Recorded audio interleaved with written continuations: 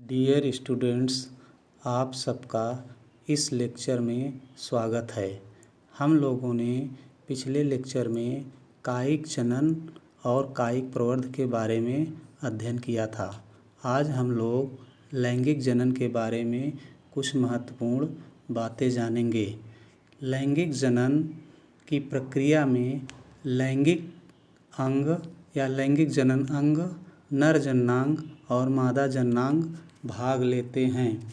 नर जननांग से अगुणित नर युग्मक गैमेटोजेनेसिस की प्रक्रिया द्वारा बनते हैं। मादा जननांग से गैमेटोजेनेसिस की प्रक्रिया द्वारा अगुणित मादा युग्मक बनते हैं।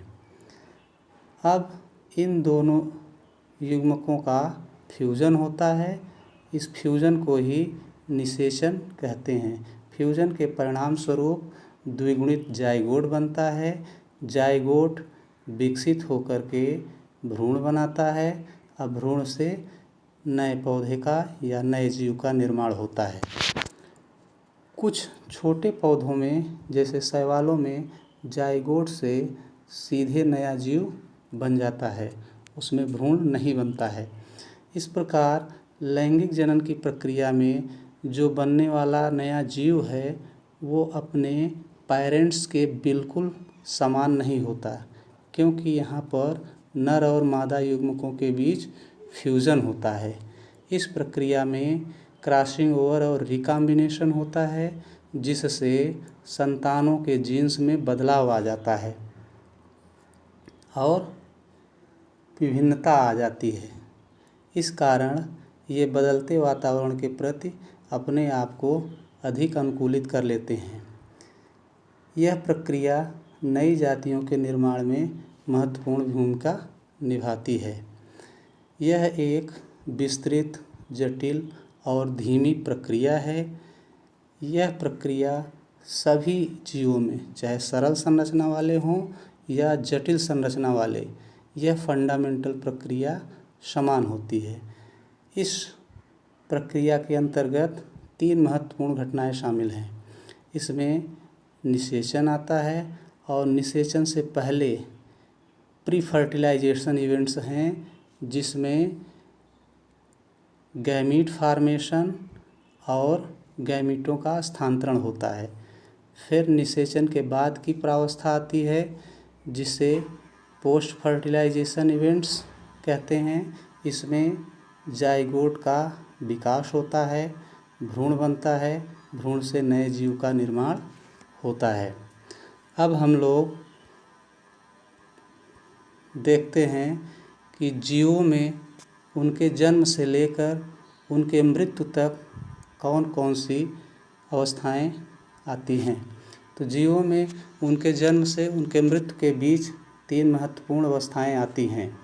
एक है ज्यूनाइल फेज, दूसरा रिप्रोडक्टिव फेज, तीसरा सेनेसेंस फेज। ज्यूनाइल फेज को किशोरावस्था कहते हैं। इसे वृद्धि की अवस्था भी कहते हैं। इसमें जीवों की वृद्धि होती है। पौधों में इसे कायिक प्रावस्था या वेजिटेटिव फेज कहते हैं। यह प्रावस्था भिन्न भिन्न जीवों में अलग अलग अवधि की होती है। जनन प्रावस्था का आरंभ किशोरावस्था की समाप्ति पर होता है। इस प्रावस्था में लैंगिक अंगों का विकास हो जाता है और वो सेक्सुअली रूप से मैच्योर हो जाते हैं, बच्चा जनने की क्षमता उत्पन्न कर लेते हैं। तीसरी अवस्था है जीर्णता की अवस्था। प्रजनन की आयु की समाप्ति के बाद यह अवस्था आती है। यह जीवन की अंतिम अवस्था होती है। इसमें उपापचय दर धीमी हो जाती है और अंत में जीव मृत्यु को प्राप्त हो जाता है। इनमें जो सबसे महत्वपूर्ण अवस्था है जनन प्रावस्था, उसके बारे में हम और कुछ देखते हैं। जनन प्रावस्था, विभिन्न जीवों में जनन की प्रावस्था भी विविध अवधि की होती है। पौधों में फूल आना, जंतुओं में अंडे और बच्चे देना जनन की प्रावस्था के अंतर्गत आते हैं। पौधों में जनन प्रावस्था को देखते हैं। पौधों में जनन प्रावस्था स्पेशली पुष्पी पादपों में फ्लावरिंग पर निर्भर है। यानी पुष्पी पादपों में पुष्पन की प्रक्रिया जनन प्रावस्था से संबंधित है। इसमें नर जननांग पुमंग और मादा जननांग जायांग बनते हैं। ये पुष्प अपने जीवन काल में कब कब बनते हैं, इस आधार पर पौधों को दो भागों में बांटा गया है। एक को कहते हैं मोनोकार्पिक प्लांट और दूसरे को कहते हैं पॉलीकार्पिक प्लांट। मोनोकार्पिक और पॉलीकार्पिक दोनों शब्द AP डी कैंडोले ने दिया था। मोनोकार्पिक में ऐसे पौधे आते हैं जिनमें पुष्प उनके जीवन काल में केवल एक बार आता है और पुष्प आ जाने के बाद वे पौधे नष्ट हो जाते हैं। इसके अंतर्गत सभी एक वर्षीय फसलें हैं, जैसे गेहूँ, चावल, दलहन वाली फसल, तिलहन वाली फसल। इसमें कुछ एक बहुवर्षीय पौधे हैं, जैसे बांस या बैम्बूसा। पॉलीकार्पिक प्लांट्स ऐसे प्लांट्स हैं जिनमें पुष्प सीजन के अनुसार कई बार आते हैं। उनका रिप्रोडक्टिव फेज पुष्प का काल होता है। पुष्प यानी जब पुष्प बनते हैं तब वो रिप्रोडक्टिव फेज होता है। इसके अंतर्गत बहुवर्षीय पौधे आते हैं, जैसे आम, अमरूद, जामुन, बेल। अब हम लोग देखते हैं कुछ ऐसे पौधे जिनमें अनयूजुअल फ्लावरिंग या असामान्य पुष्पीकरण होता है। उसमें दो पौधे हैं, एक बांस और एक नीला कुरंजी। तो हम लोग सबसे पहले बांस में पुष्पन को देखते हैं।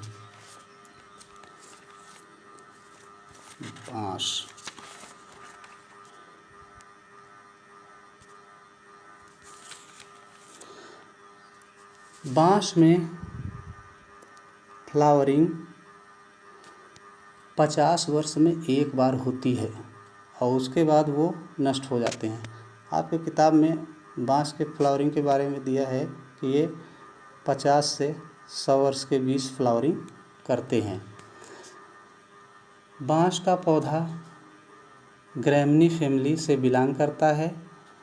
इसके नई शाखाओं के रस से वंशलोचन बनता है और उससे दिल और फेफड़े की दवा बनती है। बांस के फूल से मिजोरम राज्य की एक घटना संबंधित है। 1958-1960 का वर्ष, जब 50 वर्ष में मिजोरम में बांस के जंगलों में फूल आए। इसका फूल और फल चावल की तरह होता है। चूहों को ये फूल और फल बहुत पसंद हैं। उस दौरान बांस की फ्लावरिंग के कारण चूहों की तादाद बहुत बढ़ गई थी। फ्लावरिंग के समाप्त होने पर मिजोरम में भयंकर अकाल आ गया था। वहाँ के लोग मिजोरम की विषम परिस्थितियों में वर्ष में एक बार फसल उगा पाते थे और उसका उपयोग साल भर करते थे। अत्यधिक चूहों ने उनकी फसल और अनाज बर्बाद कर दिए और लोग भूखमरी के कगार पे आ गए।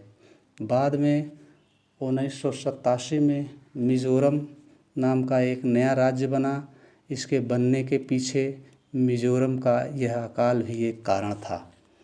अब हम लोग दूसरा महत्वपूर्ण पौधा देखते हैं, नीला कुरंजी।